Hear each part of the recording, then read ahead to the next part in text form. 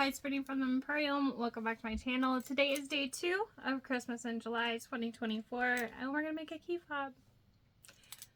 So easy, so simple. One piece of hardware. Really cute. I used this fabric I got from Sonar in collaboration with Mormino, and then this key fob hardware is from Mormino as well. I used fairy floss sewing string. There's nothing playing. I think Siri thought I was talking to her. Anyways, just a tiny bit of interfacing, a real quick sew. Use your iron and you're good to go. I can't wait to share the rest of Christmas in July. I hope you enjoy, and I'll catch you later. So what we're gonna need is, I'm gonna use some cotton woven. This is a really fun print my friend Nicole from Sonar designed, and our friend Lauren from So whatever, more me know. She helped her get it printed. I'm gonna use this key fob hardware from Mormino, and this is 1.25 inch wide. I'm gonna use some Cotton Soft Geeky Fuse interfacing from my friend Melissa at Wizardry. I'm gonna use her fairy floss sewing string. I need a cutting mat, and it's been a long day. I need a quilting ruler, my rotary cutter. I've got a rickety iron board and my iron.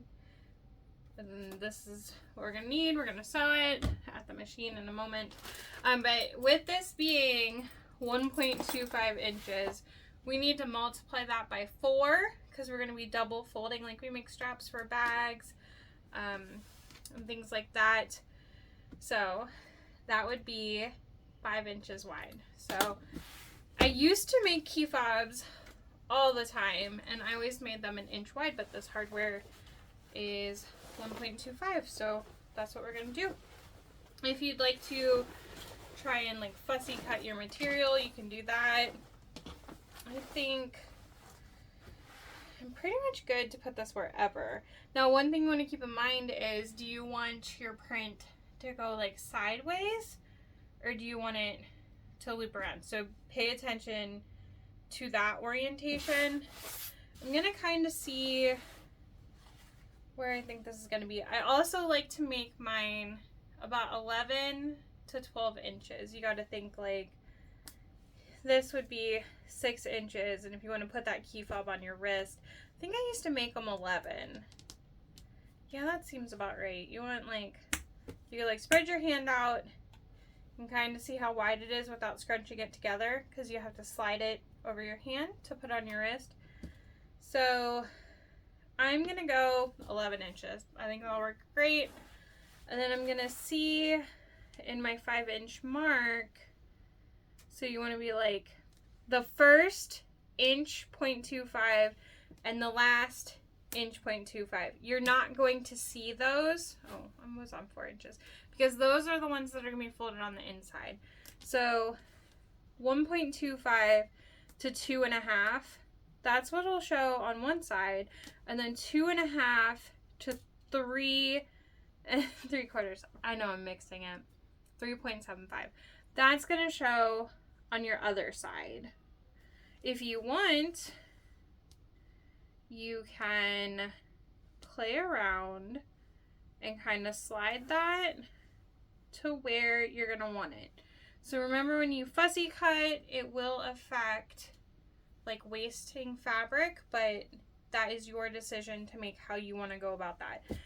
This print has like one of the tomato sewing pin cushions, and I kind of want that to show.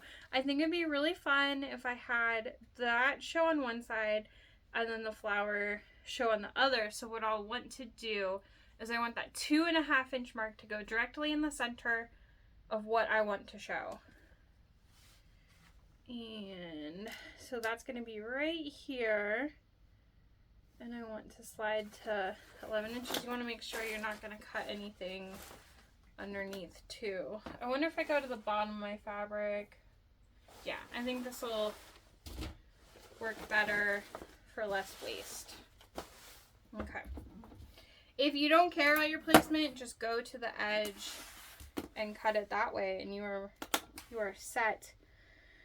Okay. 2.5 is my center. And I want to try and put that right there. Gonna want to make sure that I have enough so that nothing gets cut off.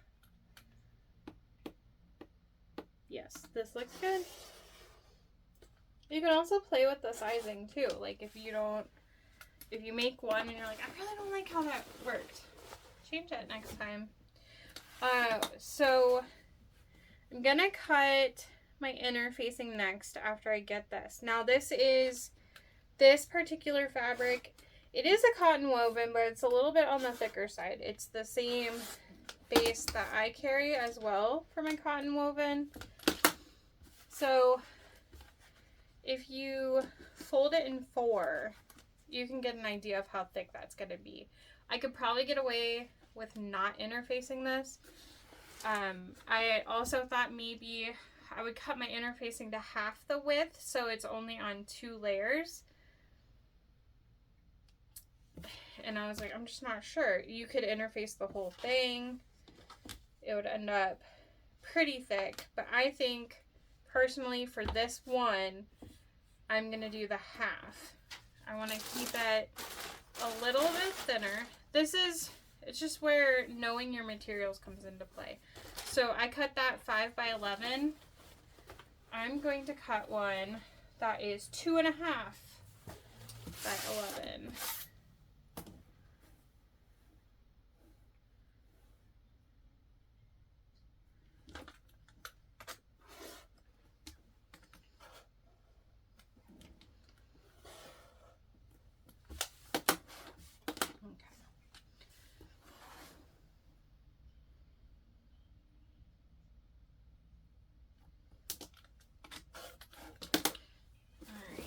Done with that. What I'm gonna do now is I could make a mark on here so I know exactly where it is. I don't have my heat erase pen over here, so I'm just gonna, well, I was going to lightly mark this. It got a little bit darker than I wanted. But I'm going to go in 1.25 from each side.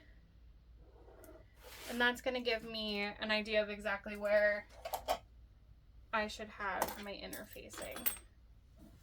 So, down here. I just figured it'd be easier just to throw this up here. It kind of works. Alright.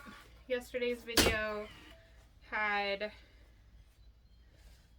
my mouse pad in it. It worked. Work with what you got. Okay, so we're gonna fuse this interfacing on here. Usually use my heat press, but I was like, I guess if I don't have to warm that up.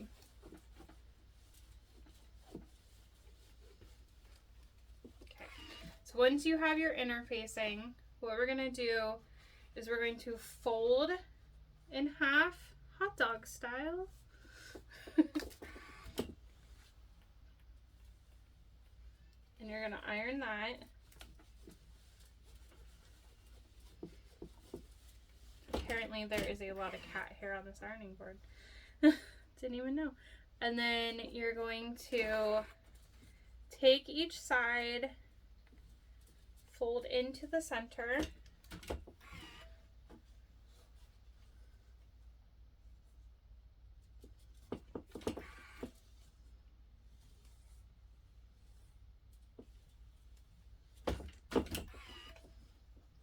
And then with those folded in, you're gonna fold everything together again and give that a real good press there. Also, I decided once I get my hands on the new Tula Pink Tabby Road fabric, I'm going to make my own ironing board cover. This one looks real rough, but that's what I'm waiting for. I was going to order a pink one. No. So here we have, it's folded in double. Now we just need to take this over to the sewing machine and stitch this together, and then we'll clamp this and we'll be... Alright, I have my ironed piece of fabric. I put some clips in it. I have my hardware. I grabbed my cam press, and then I have these key fob clamping dies. So these, one side is just gonna go at the bottom. Oh, you know what? Hang on. I took this one piece out and I need it. I got new dies recently. Okay, so you need the adapter, and then that sits in there. And you're going to put that piece in there. And looks like you'll kind of just have to angle that. I don't know. I haven't used this before. That sounds right. So with how I did my placement, I was able to get my little tomato guys on one side and the flower on the other. And what you're gonna do is just sew all the way around. So I like to start on one of the short ends because that's actually gonna be hidden. So your start and stop won't show. But you are just basically top stitching all the way around this. I also used to take custom orders for these back in the day, and I would embroider names on them and stuff too. So that was fun.